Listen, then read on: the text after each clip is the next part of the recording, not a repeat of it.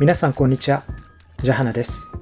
今回はベンデイドットをクリップスタジオペイントで作ってみたいと思います。ベンデイドットという言葉を聞いたことがない人もいるかと思いますが、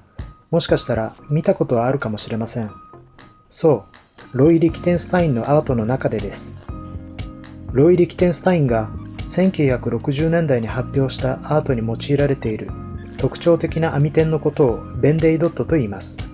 ベンデイドットはもともと1879年に発明されたカラー印刷技術で、その発明者であるベンジャミン・ヘンリー・デイ・ジュニアにちなんでベンデイドットと呼ばれています。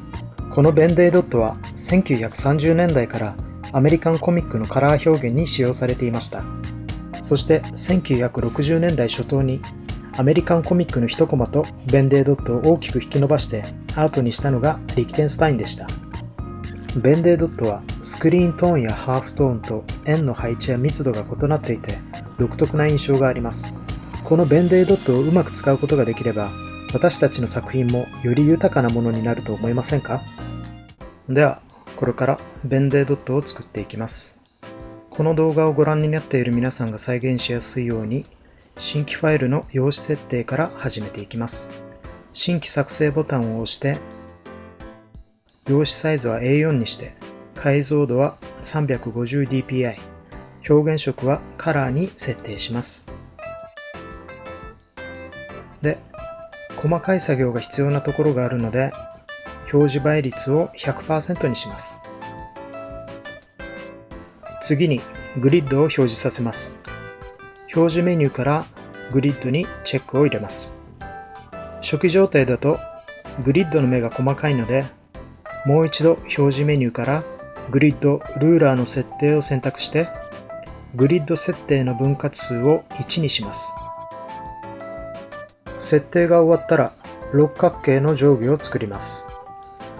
サブツールの図形を押して図形定規を選択します。ツールプロパティから多角形を選び、多角形の頂点数を6にします。初期状態だと確定後に角度を調整というところにチェックが入っていると思うので、これはチェックを外しておきます。ではこれからグリッドの角に合わせて六角形定規を作りたいんですが、定規を作成するときはグリッドにスナップしないので、手動でグリッドの角から定規を作っていきます。グリッドの角にカーソルをなるべくきれいに合わせて、シフトキーを押しながら正六角形の定規を作ります。定規を作った角から右に3マス行ったところに六角形の上下の頂点と中央の点がちょうどグリッドの角に合わさるところがあるので、そこで定規を作成します。次にサインペンに持ち替えて六角形の各頂点と中央に円を描きます。サブツールのマーカーからサインペンを選択します。ブラシサイズを15にしてアンチエイリアスをなしにします。マウスを使って六角形の中央のグリッドにカーソルを合わせて、スタンプのように1回左クリックします。同じようにグリッドや定規を目安にして六角形の各頂点に円を追加していきます。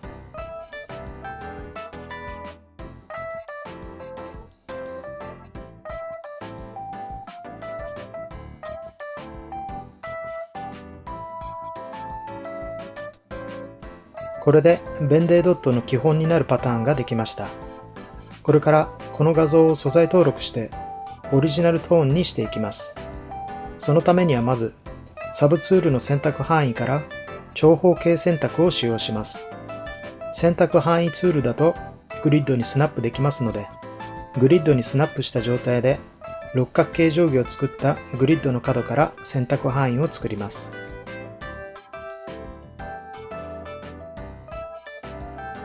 選択範囲ができたら、キーボードの矢印キーで選択範囲を左に移動させます。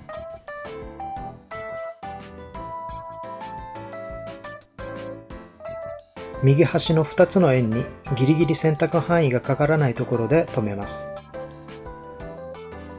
そして今度はグリッドにスナップを解除して、はみ出た部分の選択範囲を削除したいので、オルトキーを押しながら長方形選択ツールを使って円のギリギリのところまで広げて左クリックを離します。できた選択範囲を素材登録したいのですが、その前に六角形定規を削除しておきましょう。レイヤーパレットの定規マークにカーソルを合わせてマウスの右クリックをして定規を削除します。定規がそのままだと定規も一緒に素材登録されてしまってオリジナルトーン化ができないので、必ず定規を削除しておきましょう。定規を削除したら編集メニューから素材登録、画像と進むと登録画面が出てくるので、素材名をベンデードットと入力して貼り付け動作の拡大縮小にチェック、タイリングにもチェックを入れます。素材保存先は単色パターンの基本、網に入れると良いかと思います。後から検索しやすいように検索タグも追加するなら、オリジナルとかリキテンスタインと入れると分かりやすいかと思います。これで OK ボタンを押すと、こちらの素材欄にすべての素材、単色パターン、網のエリアにベンデードットが追加されています。ちょっと出来栄えを確認したいので、レイヤーを非表示にして選択範囲を解除してベンデードットをドラッグ&ドロップします。